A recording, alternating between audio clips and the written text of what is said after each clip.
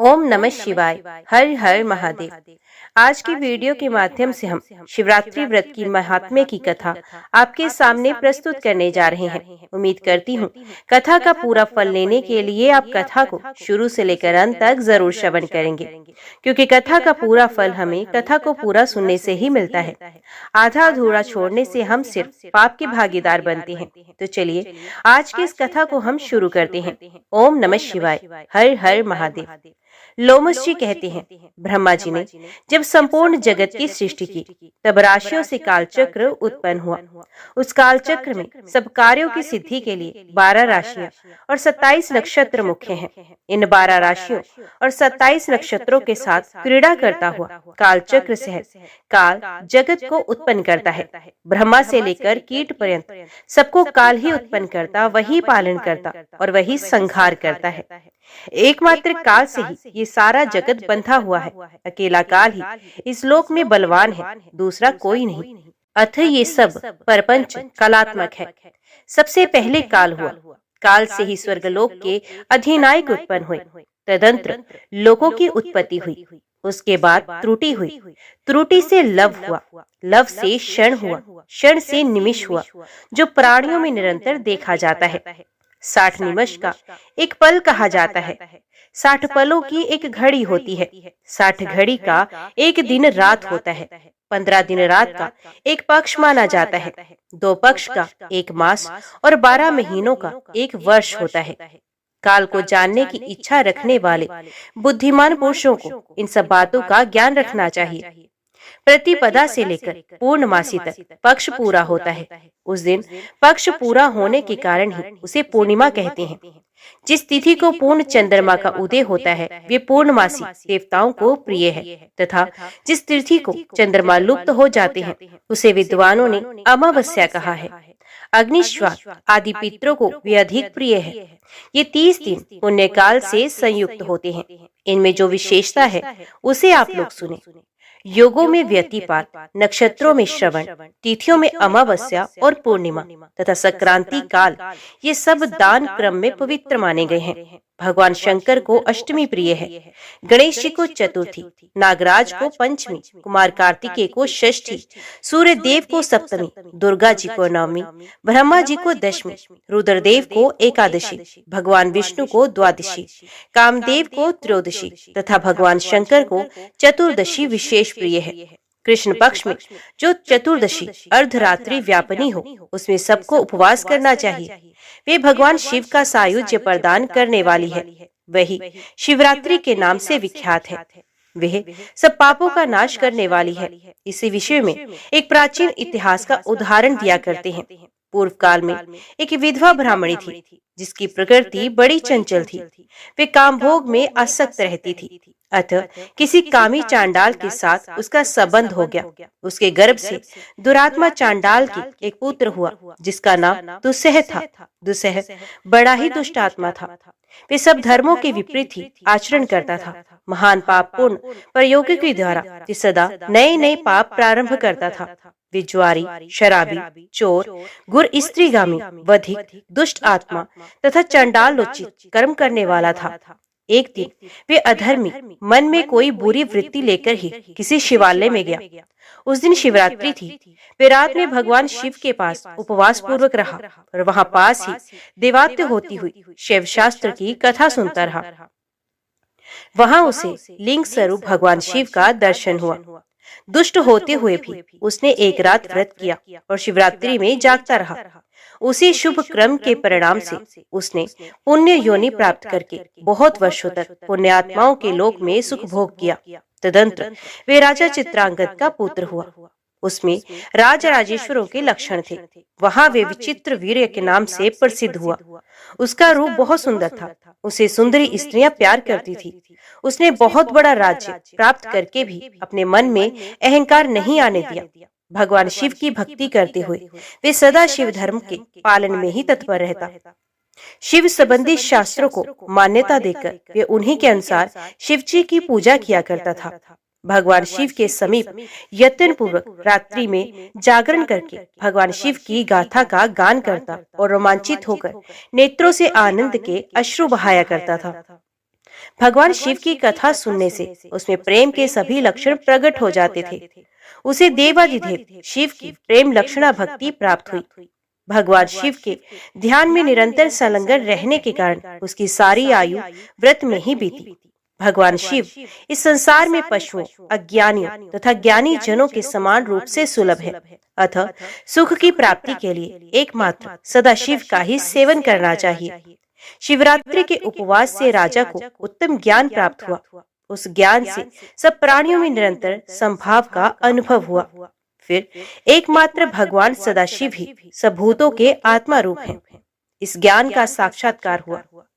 कहीं कोई भी ऐसी वस्तु नहीं है जो भगवान शिव से रहित हो। इस प्रकार उन्होंने अत्यंत दुर्लभ ज्ञान प्राप्त कर लिया। वे ज्ञान विज्ञ पुरुषों के लिए भी अत्यंत दुर्लभ है, फिर औरों की तो बात ही क्या है। राजा विचित्र वीर वे ज्ञान प्राप्त करके भगवान शिव के अत्यंत प्रिय भक्त हो गए। शिवरात्रि के उपवास से उन्होंने सायुज्य मुक्ति प्राप्त कर ली। उसी पुण्य के प्रभाव से उन्होंने शिवजी की लीला में योग देने के लिए शिवजी से ही दिव्य जन्म प्राप्त किया।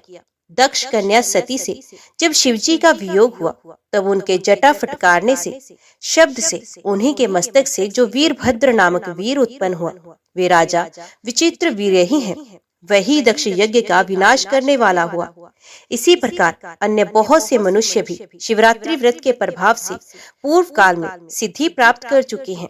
राजा भरत आदि तथा मंधाता धुंधुमार और हरिश्चंद्र आदि नरेश भी इस विचित्र वीर्य द्वारा किए हुए उत्तम शिवरात्रि व्रत का अनुष्ठान करके ही सिद्धि को प्राप्त हुए हैं।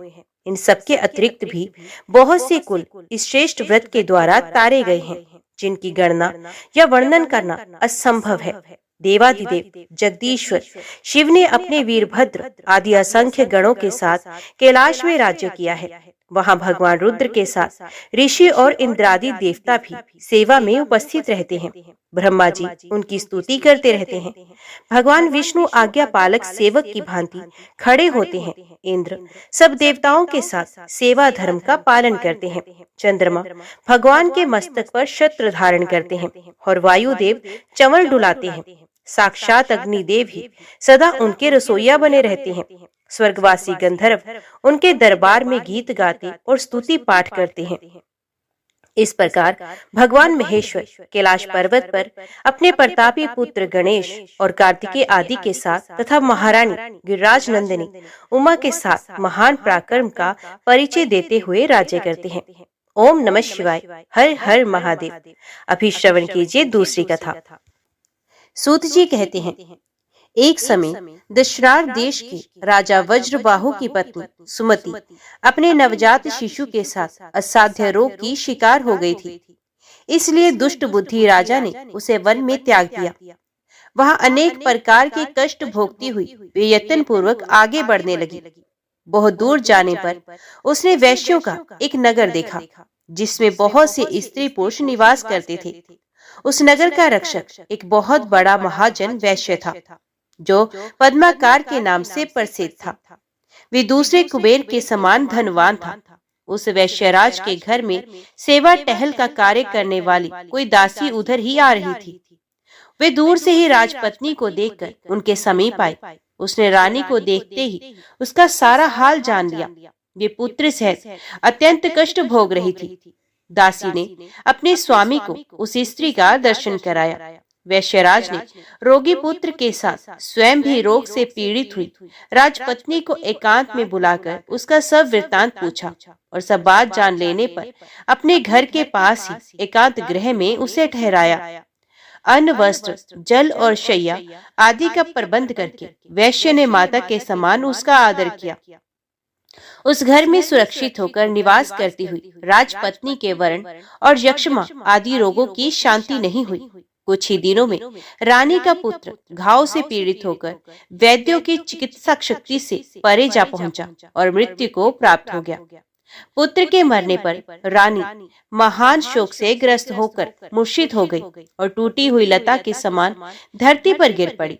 फिर सचेत होने पर वैश्यों की स्त्रियों ने उसे बहुत समझाया, तथापि वे अत्यंत दुखित हो विलाप करने लगी। हाय पुत्र, बंधु बांधवों से त्यागी हुई अपनी इस दीन एवं अनाथ माता को छोड़कर तुम कहाँ चले गए? जब इस प्रकार विलाप कर रही थी, उसी समय ऋषभ नाम से प्रसिद्ध शिव योगी वहां पहुंचे। वैश्यराज ने अर्घ्य देकर उनका सत्कार किया। पश्चात वे शोकग्रस्त राजपत्नी रानी के समीप जाकर इस प्रकार बोले, बेटी, तुम इतनी क्यों रो रही हो? संसार में किसका जन्म हुआ है और कौन मृत्यु को प्राप्त हुआ है? ये शरीर आदि जल के फेन के समान क्षण भंगुर है।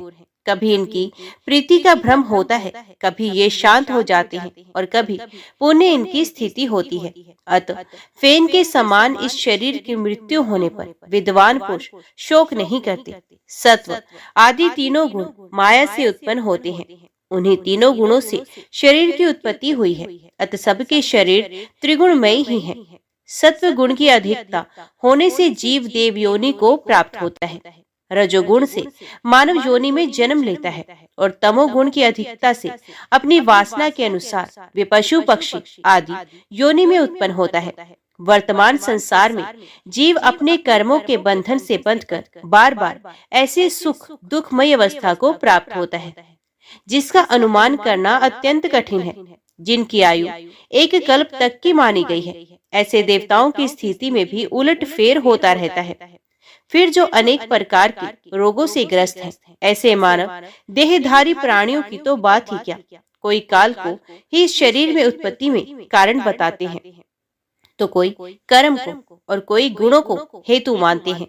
वस्तुत काल, कर्म और गुण तीनों से ही शरीर का आधार हुआ है।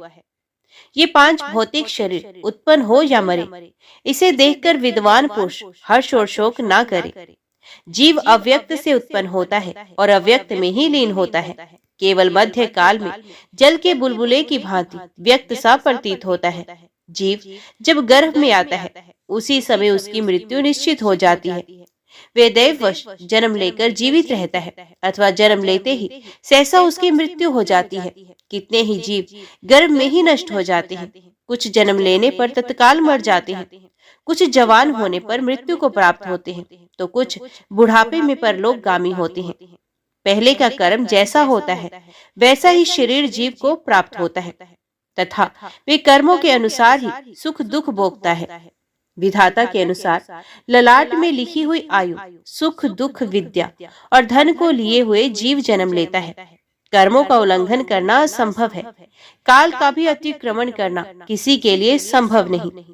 जगत के समस्त पदार्थ अनित्य हैं, इसलिए तुम्हें शोक नहीं करना चाहिए। स्वप्न के पदार्थों में नियम पूर्वक स्थिरता कहाँ है? इंद्रजाल में सच्चाई कहाँ है? शरद ऋतु के बादलों में चिरस्थायिता कहाँ है? और प्राणियों के शरीर में नित्यता कहाँ है? अब तक तुम्हारे 100 कोटि 10,000 जन्म व्यतीत हो चुके हैं। अब तुम ही बताओ, तुम किस किस की पुत्री हो, किस किस की माता हो और किस किस की पत्नी हो। ये शरीर 5 भूतों का बना हुआ है।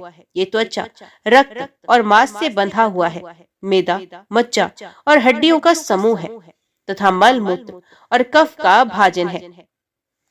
मोह में पड़ी हुई नारी, ये जो तुम्हारे पास दूसरा शरीर तुम्हारे पुत्र का शव पड़ा हुआ है, इस अपने पुत्र को भी अपने शरीर से निकला हुआ मल समझकर तुम्हें शोक नहीं करना चाहिए। कोई पंडित भी अपनी तपस्या, विद्या, बुद्धि, मंत्र, औषधि तथा रसायन से मृत्यु का उल्लंघन नहीं कर सकता।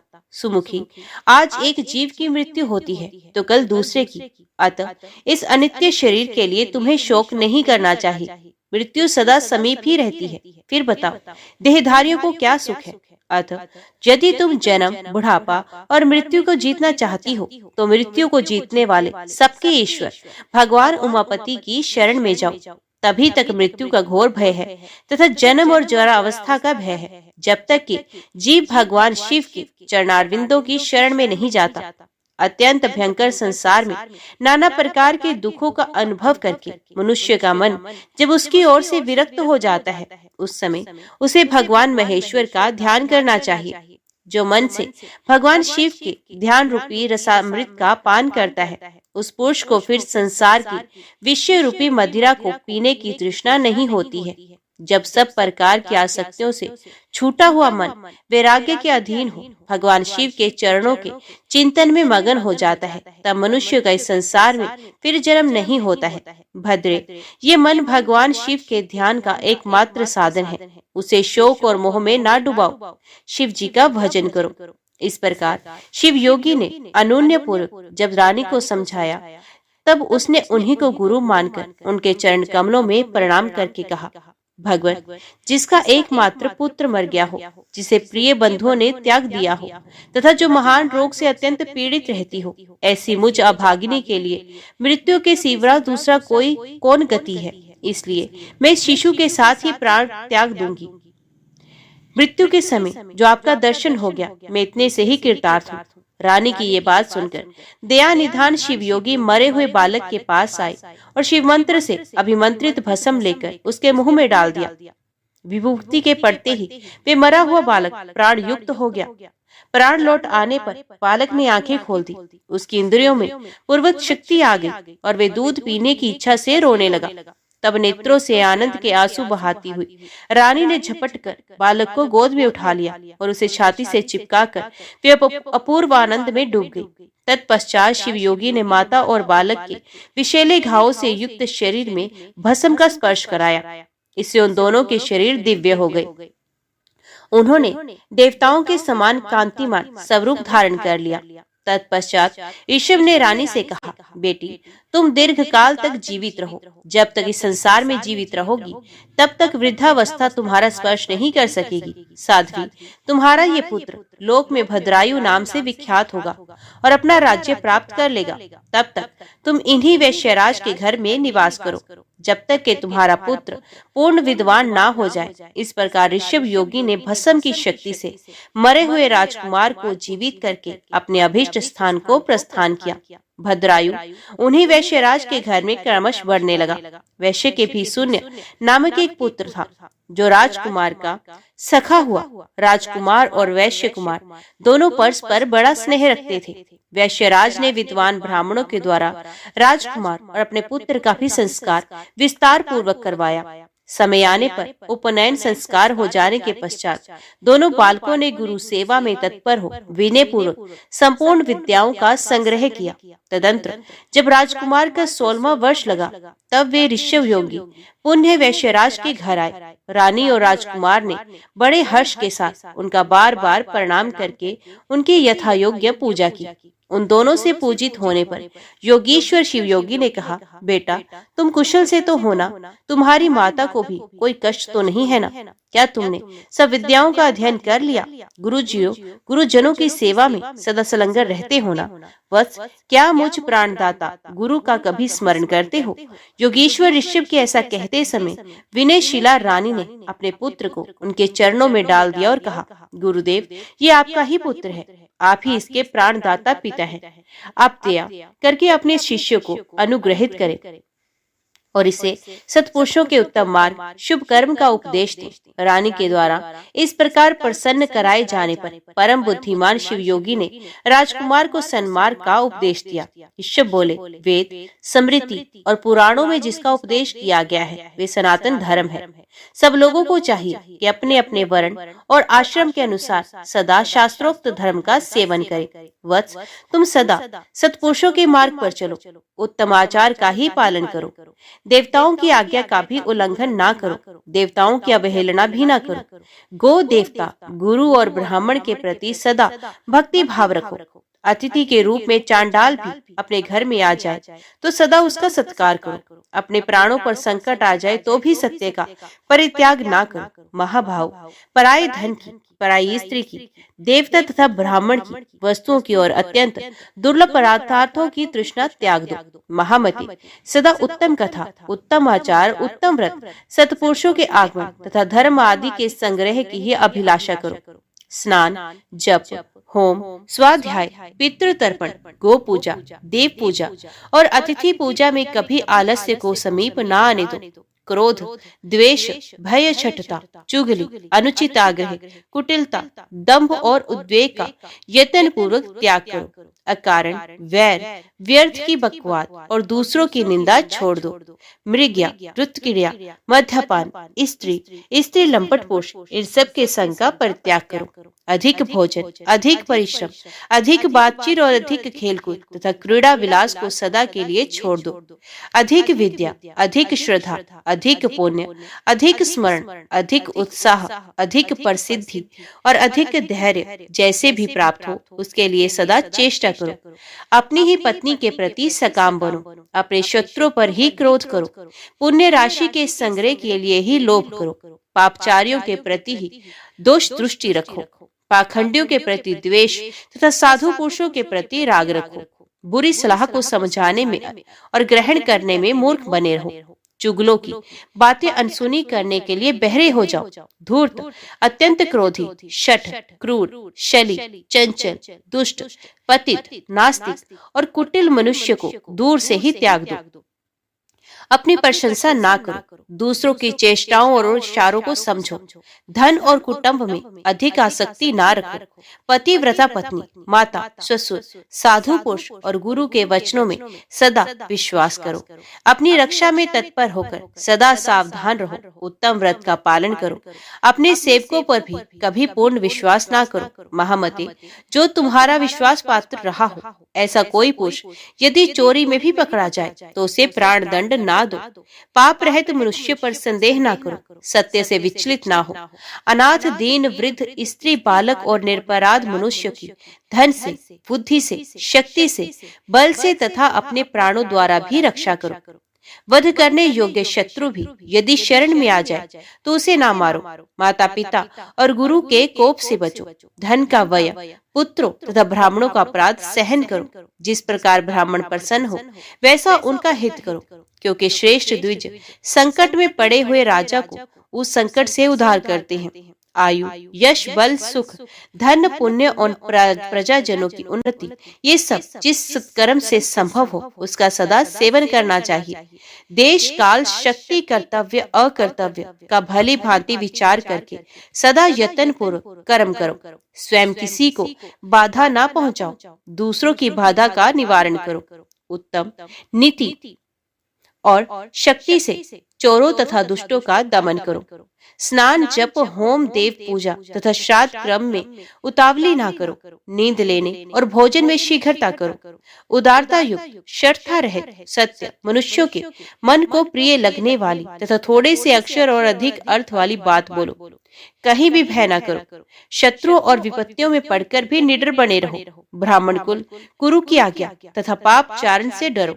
कुटुंबी जनों, भाई बंधुओं, ब्राह्मणों, पत्नियों, पुत्रों तथा भोजन की पंक्तियों में समता पूर्ण बर्ताव करो। सत्पुरुषों के हितकारक उपदेशों, पुण्य कथाओं, विद्या गोष्ठियों तथा धर्म चर्चाओं में कभी मुंह न मोड़ो। जल के निकट सर्वत्र विख्यात ब्राह्मणों के निवास से युक्त परम पवित्र तथा कल्याण में प्रशस्त स्थान में सदा निवास करो। जहाँ कुलटाएं और वैश्य रहती हूँ, जहाँ काम पुरुषों का निवास हो, ऐसे नीच जनसेवित दूषित स्थान में तुम कभी निवास ना करो। त्रिभुवन के स्वामी एकमात्र भगवान शिव की शरण लेकर भी तुम सभी देवताओं की यथा समय उपासना करते रहो और उनके दिनों तत्संबंधी तिथियों का भी स्मादर करो। वत्स, तुम सदा पवित्र, सदा दक्ष, सदा शांत, सदा स्थिर, सदा काम, क्रोध, लोभ, मोह, मद और मात्सर्य, इन 6 शत्रु को जीतने वाले तथा सदा एकांतवासी बनो। वेद वेत्ता ब्राह्मण, नियमों से प्रकाशित होने वाले शांत सन्यासी, पुण्य वृक्ष, पुण्य नदी, पुण्य तीर्थ, महासरोवर, धेनु, वृषभ, पतिव्रता स्त्री तथा अपने घर के देवताओं को उनके पास जाते ही सहसा नमस्कार करो। ब्रह्म मुहूर्त में उठकर भली भांति आचमन करके तुम पहले अपने गुरु जी को प्रणाम करो। तत्पश्चात उमापति भगवान शिव का ध्यान करके लक्ष्मीपति, नारायण, ब्रह्मा, गणेश, सकंद, कात्यायनी देवी, महालक्ष्मी, महासरस्वती, इंद्र आदि लोकपाल तथा पुण्य श्लोक पवित्र यश वाले महर्षियों का चिंतन करो। उसके बाद उदय काल में सदा भगवान सूर्य को प्रणाम करो। गंध पुष्प, तांबूल, शाक और पके फल आदि भक्ष्य भोज्य, प्रिय एवं नूतन पदार्थ पहले भगवान शिव को अर्पण करो, फिर प्रसाद रूप से उसका उपभोग करो। जो कुछ दान, सत्कर्म, जप, स्नान, होम, चिंतन तथा तप तुम्हारे द्वारा किया जाए, वे सब भगवान शिव को समर्पित कर दो। खाते, पाठ करते, सोते, घूमते, देखते, सुनते, बोलते और ग्रहण करते समय सदा भगवान शिव का ही चिंतन करो। प्रतिजन मंत्र राज पंचाक्षर का जप और ध्यान करते हुए सदा भगवान सदाशिव के चरणों में अपने मन को रमाते रहो। वत्स, ये संक्षेप से तुम्हारे लिए धर्म का उपदेश किया गया है। हे भद्रायु, पवित्र स्थान में यथा योग्य आसन बिछाकर बैठो। इंद्रियों को अपने वश में करके प्राणायाम पूर्वक अविनाशी भगवान शिव का चिंतन करो। परमानंदमय भगवान महेश्वर हृदय कमल के भीतर की कर्णिका में विराजमान है। उन्होंने अपने तेज से आकाश मंडल को व्याप्त कर रखा है। वे इंद्रियातीत, सूक्ष्म, अनंत एवं सबके आदि कारण है। इस प्रकार ध्यान के द्वारा समस्त कर्म बंधन का नाश करके चिरकाल तक चिदानंदमय भगवान सदाशिव में अपने चित्त को लगाए रहो। फिर षडाक्षर मंत्र, षडाक्षर न्यास के द्वारा अपने मन को एकाग्र करके मनुष्य शिव कवच के द्वारा अपनी रक्षा करे। सर्वदेवमय महादेव जी गहरे संसार कूप में गिरे हुए मुझे असहाय की रक्षा करे। उनका दिव्य नाम मेरे समस्त हृदय स्थित पापों का नाश करे। संपूर्ण विश्व जिनकी मूर्ति है, जो ज्योतिर्मय आनंद घन स्वरूप चिद आत्मा है, वे भगवान शिव मेरी सर्वत्र रक्षा करे। जो सूक्ष्म से भी अत्यंत सूक्ष्म है, महान शक्ति से संपन्न है, वे ईश्वर, वे महादेव जी संपूर्ण भयों से हमारी रक्षा करे। जिन्होंने पृथ्वी के रूप में इस विश्व को धारण कर रखा है, वे अष्टमूर्ति गिरीश पृथ्वी से मेरी रक्षा करे। जो जल के रूप में जीवों को जीवन दान दे रहे हैं, वे जल से मेरी रक्षा करे। जो विशित लीला विहारी शिव कल्प के अंत में समस्त भुवनों को विदग्ध करके आनंद से नृत्य करते हैं, वे काल रुद्र भगवान दावानल से, आधी तूफान से और समस्त तापों से मेरी रक्षा करे। प्रदीप्त विद्युत एवं स्वर्ण के सदृश जिनकी कांति है, विद्या, वर, अभय मुद्रा और कुठार जिनके कर कमलों से सुशोभित हैं, जो चतुर्मुख और त्रिलोचन है, वे सतपुरुष भगवान पूर्व दिशा में निरंतर मेरी रक्षा करे। जो कुठार, वेद, अंकुश, पाश, शूल, कपाल, नगाड़ा और रुद्राक्ष की माला को धारण किए हुए हैं, जो चतुर्मुख हैं, वे नील रुचि त्रिनेत्र अघोर भगवान दक्षिण दिशा में मेरी रक्षा करे। कुंद, चंद्रमा, शंख और स्फटिक के समान जिनकी उज्जवल कांति है, वे रुद्राक्ष माला, वर और अभय मुद्रा से जो सुशोभित है, वे महाप्रभावशाली चतुर्नान त्रिलोचन सद्दुधिजात भगवान पश्चिम दिशा में मेरी रक्षा करे। जिनके हाथों में वर, अभय मुद्रा, रुद्राक्ष माला और टांकी विराजमान है, कमल किंचल के सदृश जिनका वर्ण है, वे चतुर्मुख त्रिनेत्र वामदेव भगवान उत्तर दिशा में मेरी रक्षा करे।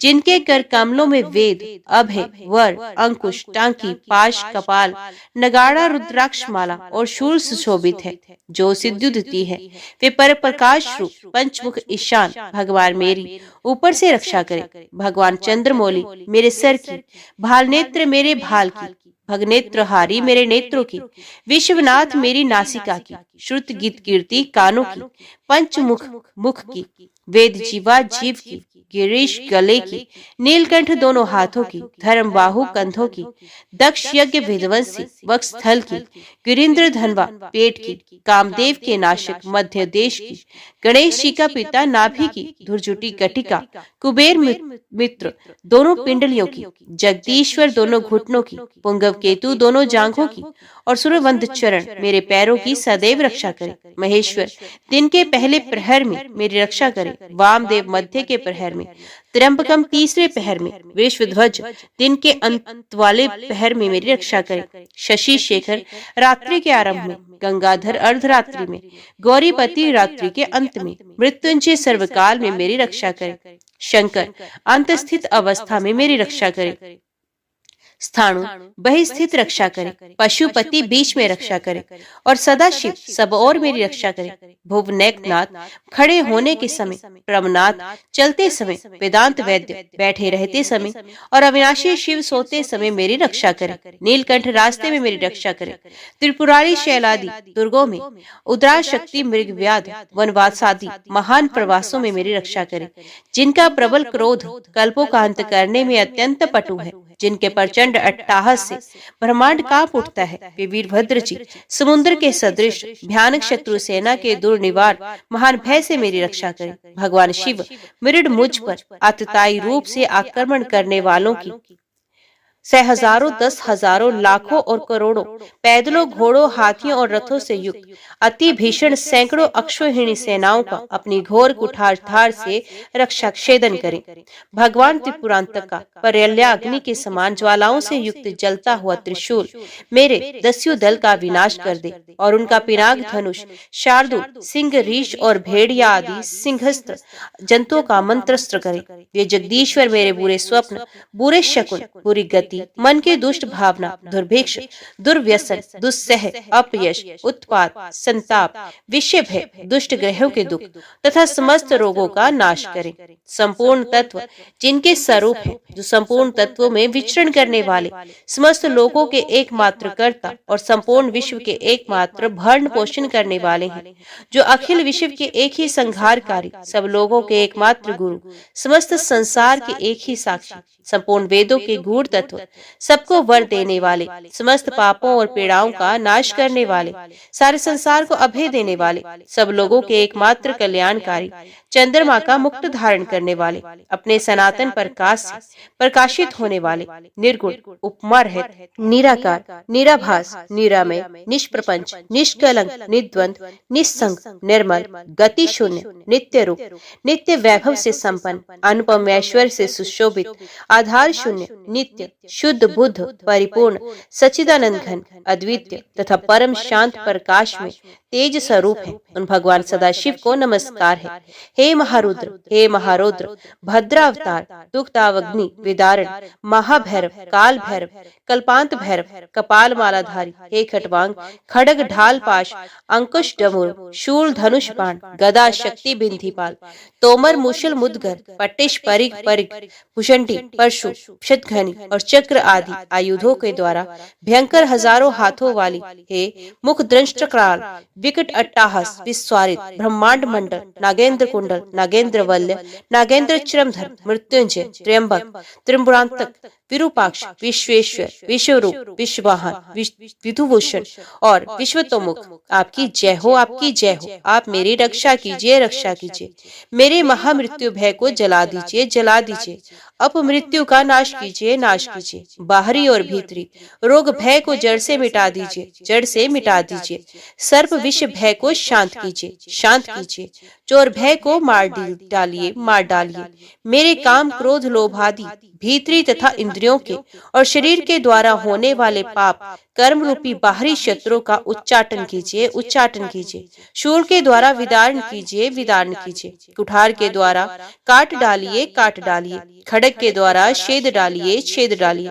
खटवान के द्वारा नाश कीजिए, नाश कीजिए। मुश्किल के द्वारा पीस डालिए, पीस डालिए। और बाणों के द्वारा बींध डालिए, बींध डालिए। आप मेरी हिंसा करने वाले राक्षसों को भय दिखाइए, भय दिखाइए। भूतों का विदारण कीजिए, विदारण कीजिए। कुष्मांड, बेताल, मारियों और ब्रह्म राक्षसों को संत्रस्त कीजिए, संत्रस्त कीजिए। मुझको अभय कीजिए, अभय कीजिए। मुझ डरे हुए को आश्वासन दीजिए, आश्वासन दीजिए। नरक भय से मेरा उद्धार कीजिए, उद्धार कीजिए। मुझे जीवन दान दीजिए, जीवन दान दीजिए। क्षुधा तृष्णा से मुझको अप्यायित कीजिए, अप्यायित कीजिए। आपकी जय हो, आपकी जय हो। मुझे दुखातुर को आनंदित कीजिए, आनंदित कीजिए। शिव कवच से मुझे आच्छादित कीजिए, आच्छादित कीजिए। त्र्यंबकम सदाशिव, आपको नमस्कार है, आपको नमस्कार है, आपको नमस्कार है। ओम नमः शिवाय, हर हर महादेव। इस प्रकार मैंने तुम्हें वरदायक शिव कवच का उपदेश किया है। ये सब बाधाओं को शांत करने वाला है तथा समस्त प्राणियों के लिए गोपनीय वस्तु है। जो मनुष्य इस उत्तम शिव कवच को सदा धारण करता है, उसे भगवान शंकर की कृपा से कहीं भी भय नहीं प्राप्त होता। जिसकी आयु क्षीण हो गई है, जो मरणासन है, अथवा महान रोग से मृत प्राय हो रहा है, वे भी इस कवच को धारण करने से तत्काल सुखी होता है और दीर्घायु पाता है। वत्स, मेरे दिए हुए इस उत्तम शिव कवच को तुम श्रद्धा पूर्वक धारण करो, इससे तुम शीघ्र ही कल्याण के भागी होगे। ऐसा कहकर ऋषभ योगी ने उस राजकुमार को बड़ी भारी आवाज करने वाला एक शंख तथा शत्रुओं का नाश करने वाला खड्ग दिया। फिर भस्म को अभिमंत्रित करके राजकुमार के सब अंगों में लगाया और उसे 12,000 हाथियों का बल प्रदान किया। तदंतर योगी ने कहा, इस तलवार की धार बड़ी पैनी है, तुम जिसको एक बार इसे दिखा दोगे उस शत्रु की तत्काल मृत्यु हो जाएगी। तो तुम्हारे जो शत्रु इस शंख की ध्वनि सुनेंगे वे मूर्छित होकर गिर जाएंगे, अचेत होकर हथियार डाल देंगे। ये खड्ग और शंख दोनों ही दिव्य हैं। इनके प्रभाव से और भगवान शिव के कवच की महिमा से 12,000 हाथियों के समान महान बल से तथा भस्म धारण जनित शक्ति से तुम शत्रु सेना पर अवश्य विजय प्राप्त करोगे। पिता के सिंहासन को पाकर इस पृथ्वी की रक्षा करोगे। इस प्रकार माता सहित भद्रायु को भली भांति उपदेश करके उन दोनों से पूजित हो योगी बाबा इच्छा अनुसार चले गए। इधर मगध देश के राजा ने राजा वज्रबाहु को युद्ध में हराकर उनकी राजधानी को नष्ट भ्रष्ट कर दिया। उनकी स्त्रियों और गोधन आदि को हर लिया और वज्रबाहु को भी बलपूर्वक बांधकर रथ पर बैठाकर वे शत्रु लोग अपने नगर को ले गए। इस प्रकार राष्ट्र के विनाश का भयंकर कोलाहल होने पर बलवान राजकुमार भद्रायु ने ये समाचार सुना कि शत्रुओं ने मेरे पिता को बांध लिया है, मेरी माताओं को भी हर लिया है और दशरथ देश का राज्य भी नष्ट हो गया है। ये सुनकर राजकुमार भद्रायु सिंह की भांति गर्जना करने लगा। उसने शंख और खड्ग ले लिए, कवच पहना और घोड़े पर सवार हो वे शत्रु को जीतने की इच्छा से बड़े वेग से उस स्थान पर आया जहां मगध सेना भरी हुई थी। राजकुमार शीघ्र ही शत्रुओं की सेना में घुस गया और धनुष को कान तक खींचकर बाणों की वर्षा करने लगा। राजपुत्र के बाणों की मार खाकर शत्रु भी उस पर टूट पड़े और बड़े वेग से भयंकर बाणों द्वारा उसे घायल करने लगे। युद्धोमत शत्रु के अस्त्र शस्त्रों की वर्षा से आहत होकर भी धीर वीर राजकुमार रणभूमि में विचलित नहीं हुआ। वे शिव कवच से पूर्ण सुरक्षित था। मगध सैनिकों की अस्त्र वर्षा का सामना करते हुए भी वीरवर भद्रायु ने शत्रु सेना में प्रवेश करके बहुत से रथों, हाथियों और पैदल सैनिकों को शीघ्रतापूर्वक मार गिराया। रणभूमि में ही एक रथी को सारथी सहित मारकर राजकुमार ने उस रथ पर अधिकार कर लिया और अपने मित्र वैश्य कुमार को सारथी बनाकर युद्ध में विचरण करने लगा।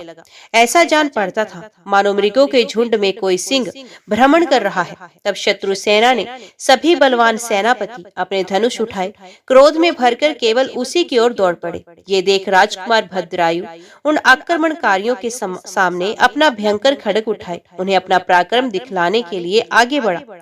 चमकती हुई विकराल तलवार को देखते ही सब सेनापति सहसा उसके प्रभाव से प्रतिहत हो प्राणों से हाथ धो बैठे। उस रणभूमि में जो सैनिक उस चमचमाती हुई तलवार को देख लेते थे उन सबकी तत्काल मृत्यु हो जाती थी। तदंतर भद्रायु ने शत्रु की संपूर्ण सेना का नाश करके अतिशय गर्जना करने वाले उस महाशंख को बजाया।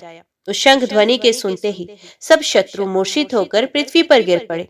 अचेत होकर पृथ्वी पर पड़े हुए शास्त्रहीन सैनिकों को मृत्यु तुल्य मानकर धर्मशास्त्र के ज्ञाता राजकुमार ने उनका वध नहीं किया। अपने बंधे हुए पिता को बंधन मुक्त करके शत्रु के वश में पड़ी हुई अपनी माताओं को भी राजकुमार ने छुड़वा लिया। इसी प्रकार मुख्य मंत्रियों तथा अन्य पूर्ववासियों की स्त्रियां, बालकों और कन्याओं को गोधन आदि सहित शत्रु के भय से मुक्त करके उन सबको धैर्य बंधाया। तत्पश्चात राजकुमार ने नगर के राजा, मंत्री तथा मुख्य अधिकारियों और सेनापतियों को कैद करके बलपूर्वक अपनी पुरी में प्रवेश किया। पहले युद्ध में जो लोग चारों दिशाओं में भाग गए थे वे सब विश्वस्त होकर लौट आए और राजकुमार का पराक्रम देखकर सबके मन में बड़ा विस्मय हुआ। सब लोग सोचने लगे, अहो ये कोई योग सिद्ध अथवा तप सिद्ध पुरुष है या कोई देवता है, क्योंकि इसने जो महान कर्म किया है वे मनुष्य की शक्ति से परे है। इस अनंत शक्तिधारी वीर ने 9 अक्षौहिणी सेना को परास्त किया है। इसी समय भद्रायु के पिता वज्रबाहु विस्मय और आह्लाद में डूबे हुए तथा नेत्रों से आनंद के आंसू बहाते हुए उनके सामने आए। राजकुमार ने प्रेम से विवल होकर पिता को प्रणाम किया। तब राजा ने पूछा, महामती तुम कौन हो? देवता हो या मनुष्य अथवा कोई गंधर्व तो नहीं हो? तुम्हारे माता पिता कौन है? तुम्हारा देश कौन सा है? तुम्हारा नाम क्या है? तुमने हमें और हमारी स्त्रियों को किस कारण से शत्रुओं के बंधन से छुड़वाया है। तुम्हारे इस ऋण से बंधु बांधवों से मैं 1000 जन्मों में भी मुक्त नहीं हो सकता। इन पुत्रों, इन पत्नियों तथा इस राज्य और नगर को छोड़कर मेरा चित्त तुम्ही में प्रेम पूर्वक बंधा हुआ है। भद्रायु बोला, राजन, ये मेरा सखा वैश्य पुत्र है, इसका नाम सुनय है। मैं इसी के सुंदर गृह में अपनी माता के साथ निवास करता हूँ। मेरा नाम भद्रायु है। मैं अपनी वृत्तांत पीछे आपको बताऊंगा। इस समय आप स्त्रियों और मित्र जनों के साथ नगर में प्रवेश कीजिए और शत्रु का भय छोड़कर सुख से रहिए। जब तक मैं पुण्य लौट कर ना आऊं, तब तक इन शत्रु को ना छोड़िएगा। ऐसा कहकर राजकुमार भद्रायु राजा की आज्ञा ले अपने घर को आया और वहां उसने अपनी माता से सब समाचार कह सुनाया। रानी ने प्रसन्न होकर अपने पुत्र को हृदय से लगा लिया और वैश्यराज ने भी प्रेम से राजकुमार का आलिंगन करके उसका विशेष सत्कार किया। इधर महाराज ब्रजबाहु स्त्री, पुत्र और मंत्रियों के साथ अपने राजमहल में प्रवेश करके बहुत प्रसन्न हुए। वे रात्रि व्यतीत होने पर योगियों में श्रेष्ठ ऋषभ महारानी सीमंतनी के पति राजा चंद्रगन के समीप गए और भद्रायु की उत्पत्ति कथा, उसके अलौकिक पराक्रम का वर्णन करके एकांत में प्रेम पूर्वक बोले, राजन, तुम अपनी पूर्ति कीर्ति मालिनी का विवाह राजकुमार भद्रायु के साथ करो। इस प्रकार निषिद्ध राज को समझाकर योगी ऋषभ चले गए। तदंतर राजा चंद्रागत ने वैवाहिक मंगल के लिए उपयुक्त शुभ मुहूर्त में भद्रायु को बुलाया और अपनी कीर्ति मालिनी नामक पुत्री से उसे विवाह करवा दिया। भद्रायु के पिता राजा वज्रहाहु को भी बुलाकर निषिद्ध राज ने मंत्रियों सहित उनकी अगवानी की ओर नगर में आने पर उनका यथावत सत्कार किया। वज्रबाहु ने देखा कि शत्रुओं का नाश करने वाला भद्रायु विवाह करके मेरे चरणों में प्रणाम कर रहा है। तब उन्होंने बड़े प्रेम और हर्ष से उठाकर उसे हृदय से लगा लिया और निषिद्ध राज से कहा, चंद्रागत जी, आपका ये दामाद बड़ा बलवान है। मैं इसके वंश और जन्म का यथार्थ परिचय जानना चाहता हूँ। उनके इस प्रकार पूछने पर निषिद्ध राज ने उनसे एकांत में मिलकर हंसते हुए कहा, महाराज, ये आप ही का पुत्र है। शैशव काल में ये रोग से पीड़ित था और उसकी माता भी रोग से व्याकुल थी। अतः आपने माता सहित इस बालक को वन में त्याग दिया था। बालक के साथ वन में घूमती हुई यह सहाय नारी दैवयोग से एक वैश्य के घर में जा पहुंची। वैश्य ने उसकी रक्षा की। फिर आपका ये बालक रोग से अत्यंत पीड़ित होकर मर गया था, किंतु किसी योगीराज ने आकर इसे पुनः जीवित किया। योगीराज का नाम ऋषभ है।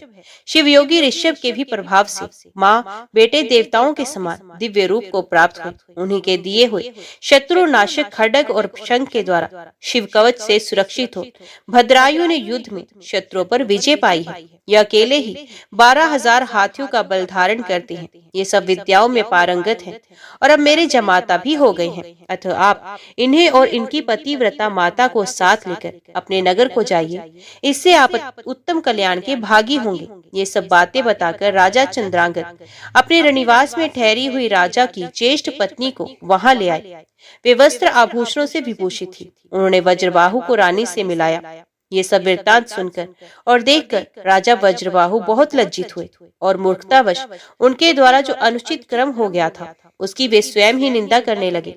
पत्नी और पुत्र के दर्शन से उन्हें बड़ी प्रसन्नता प्राप्त हुई। उनके सब अंगों में रोमांच हो आया और उन्होंने दोनों को हृदय से लगा लिया। इस प्रकार निषिद्ध राज से पूजित और प्रशंसित होकर राजा ब्रजबाहु ने अपनी बड़ी रानी को, राजकुमार भद्रायु को और पुत्र वधु कीर्ति मालिनी को भी साथ ले परिवार सहित अपनी राजधानी को प्रस्थान किया। वहां जाकर भद्रायु ने समस्त पुरवासियों को आनंदित किया। समय आने पर उसके पिता जब स्वर्गवासी हो गए, तब युवावस्था में अद्भुत पराक्रमी भद्रायु ने ही संपूर्ण पृथ्वी का शासन किया और ब्रह्म ऋषियों के समीप मगधराज हेमरथ से मित्रता जोड़कर उन्हें अपने बंधन से मुक्त किया। ओम नमः शिवाय। हर हर महादेव। आज की वीडियो में इतना ही। उम्मीद करती हूँ वीडियो आपको पसंद आई होगी। वीडियो पसंद आई हो तो वीडियो को लाइक और चैनल को सब्सक्राइब जरूर कीजिएगा। ओम नमः शिवाय लिखकर कमेंट बॉक्स में अपनी हाजिरी और अपने सुझाव देना ना भूलेगा। तो मिलते हैं अगली कथा अगली वीडियो के साथ। तब तक के लिए देखते व सुनते रहिए। जय मां कंजन, जय माता दी।